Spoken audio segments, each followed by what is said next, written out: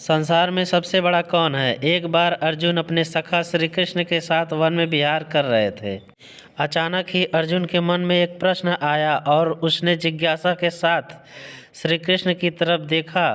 श्री कृष्ण ने मुस्कुराते हुए कहा, हे पार्थ, क्या पूछना चाहते हो? पूछो। अर्जुन ने पूछा, हे माधव, पूरे ब्रह्मांड में सबसे बड़ा कौन है? श्री कृष्ण ने कहा, हे पार्थ, सबसे बड़ी तो धरती ही दिखती है, पर इसे समुद्र ने घेर रखा है। मतलब यह बड़ी नहीं, समुद्र को भी बड़ा नहीं कहा जा सकता। इसे अगस्त ऋषि ने पी लिया था। इसका मतलब अगस्त ऋषि बड़े हैं, पर वे भी आकाश के एक कोने में चमक रहे हैं। इसका मतलब आकाश बड़ा है, पर इस आकाश को भी मेरे वामन अवतार ने अपने एक पग में नाप लिया था। इसका मतलब सबसे बड़ा मैं हूँ, पर मैं भी कैसे बड़ा हो सकता हूँ? पर मैं अपने भक्तों के हृदय में वास करता हूँ, अर्थात सबसे बड़ा भक्त है। इस तरह भक्त के हृदय में भगवान बसते हैं, इसलिए इस संसार में सबसे बड़ा भक्त है। अपनी इस कहानी में मैं यही कहना चाहता हूँ कि ईश्वर कभी खुद को बड़ा नहीं कहता। ईश्वर भक्त के मन में वास करता है। उसे ढूंढने के लिए यहाँ वहाँ भटकना व्यर्थ है। ईश्वर की चाह में मनुष्य को उसका स्थान देना गलत है। भगवा चोले के भीतर भगवान के दर्शन की इच्छा गलत है।